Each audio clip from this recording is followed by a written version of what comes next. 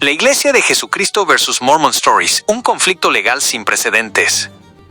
Hoy abordamos un acontecimiento que ha marcado un hito en la historia moderna de la Iglesia de Jesucristo de los Santos de los Últimos Días.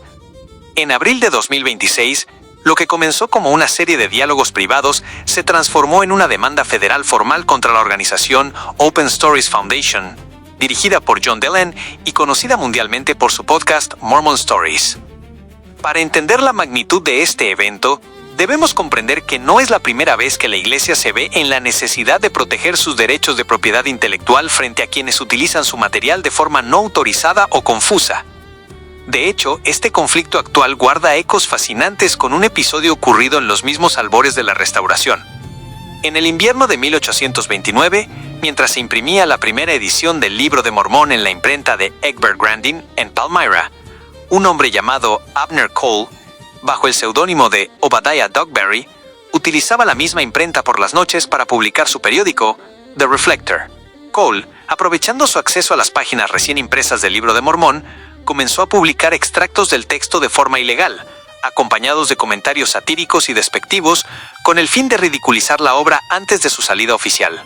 José Smith tuvo que intervenir personalmente, viajando desde Pensilvania para confrontar a Cole y exigirle que cesara la publicación, haciendo valer sus derechos de autor. Aquella fue la primera batalla legal por la identidad y el contenido de la fe restaurada. Casi 2 siglos después, el escenario ha cambiado de las imprentas de tinta a las plataformas digitales, pero el núcleo del conflicto parece ser el mismo. ¿Quién tiene el derecho de utilizar los nombres y marcas asociados a esta fe? El 16 de abril de 2026, la Iglesia, a través de su sala de prensa oficial, emitió una declaración titulada Getting It Right, Clarifying Trademark and Branding Concerns. A continuación, presentamos la postura oficial exacta y completa de la institución. La Iglesia de Jesucristo de los Santos de los Últimos Días ha emprendido acciones legales contra el podcast Mormon Stories debido a preocupaciones relacionadas con la marca y la posible confusión pública sobre su afiliación. La Iglesia sostiene que el uso de nombres, terminología y elementos de diseño relacionados con la Iglesia puede llevar a algunas audiencias a asumir incorrectamente que el podcast es una publicación oficial de la Iglesia o que cuenta con su respaldo. Queremos enfatizar que el problema no es el contenido ni los puntos de vista expresados, sino más bien cómo las elecciones de marca pueden afectar la comprensión del público sobre el origen y el patrocinio. Este asunto se planteó inicialmente de forma privada en noviembre de 2025 en un esfuerzo por resolver las preocupaciones de forma amistosa y sin litigios.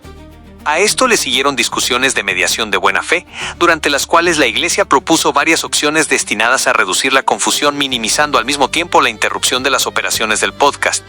Una propuesta clave fue la inclusión de un descargo de responsabilidad, disclaimer, breve y claro que indicara que el podcast es independiente y no está afiliado ni respaldado por la Iglesia de Jesucristo de los Santos de los Últimos Días. Estos esfuerzos finalmente no condujeron a una resolución, ya que el descargo de responsabilidad solicitado no se implementó y persistieron las preocupaciones sobre un posible malentendido. Como resultado, la Iglesia procedió a presentar una demanda en un tribunal federal para proteger su propiedad intelectual y sus marcas registradas. Tales acciones de cumplimiento se aplican de manera consistente y tienen como objetivo garantizar que los materiales oficiales de la Iglesia puedan distinguirse claramente de los comentarios independientes o el contenido de terceros. Por su parte, la organización Mormon Stories y su fundador, John Dehlin, no tardaron en reaccionar. El 31 de marzo de 2026, tras el fin de las mediaciones, emitieron la siguiente réplica que resume su postura. Las conversaciones de mediación con la Iglesia Sud han terminado sin que se haya llegado a un acuerdo. Cooperamos con cada una de sus peticiones razonables, incluso antes de la mediación. Al final, las demandas de la Iglesia fueron simplemente demasiado irracionales y decidimos retirarnos. No creemos que la Iglesia tenga ninguna reclamación legítima, y estamos preparados para luchar si ese termina siendo el caso. No estamos dispuestos a ser intimidados para permitir que la Iglesia microgestione nuestra organización e interfiera con nuestra misión. Creemos que el uso del término mormón es de carácter cultural e histórico, y que nuestro descargo de responsabilidad actual es más que suficiente para cualquier espectador razonable. La evolución de este conflicto ha generado una división de opiniones global. Por un lado, los comentarios positivos hacia la acción de la Iglesia resaltan que el branding de Mormon Stories, que utiliza una paleta de colores azul oscuro y fuentes tipográficas muy similares a las de los manuales oficiales, parece estar diseñado intencionalmente para atraer a miembros confundidos o para dar una falsa sensación de autoridad académica oficial. Los defensores de esta postura señalan que, en un mundo de desinformación, es vital que las instituciones protejan su identidad para que el buscador de la verdad sepa exactamente de dónde proviene la fuente. Por otro lado, las críticas negativas sugieren que esta demanda es un intento de la Iglesia por utilizar sus vastos recursos económicos para sofocar a sus críticos más visibles. Muchos cuestionan si es posible registrar como marca una palabra que describe a todo un pueblo y una cultura, argumentando que mormón pertenece a todos los que se identifican con esa herencia, no solo a la corporación de Salt Lake City. Al analizar ambas posturas de manera neutral, nos encontramos con un choque de derechos fundamentales. La Iglesia de Jesucristo de los Santos de los Últimos Días opera como una entidad que, bajo la ley, tiene el derecho y la obligación de proteger su identidad para evitar el fraude y la confusión de marca. Su argumento no se centra en borrar al opositor, ya que el canal puede seguir existiendo con otro nombre o estética, sino en trazar una línea clara de separación.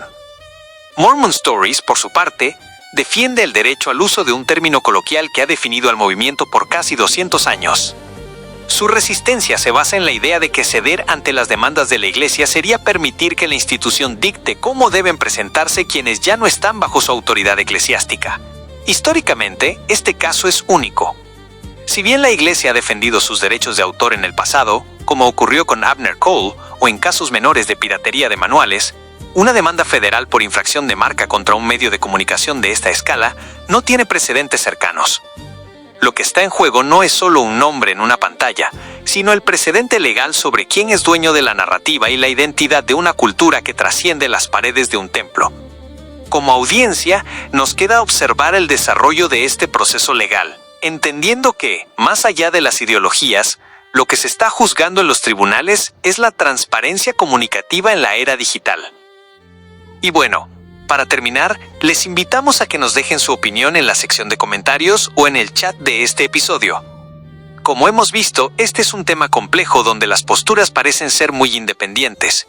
Es evidente que la respuesta que obtengamos dependerá mucho de a quién se le pregunte y desde qué perspectiva observe el conflicto. Sin embargo, al compartir sus reflexiones, les pedimos encarecidamente que lo hagan con el mayor de los respetos. Históricamente, la Iglesia ha sido objeto de mucha persecución y malentendidos. Por ello, como miembros y amigos de la fe, recordamos que la Iglesia no suele entrar en debates estériles con sus críticos, ni nos invita a nosotros a hacerlo.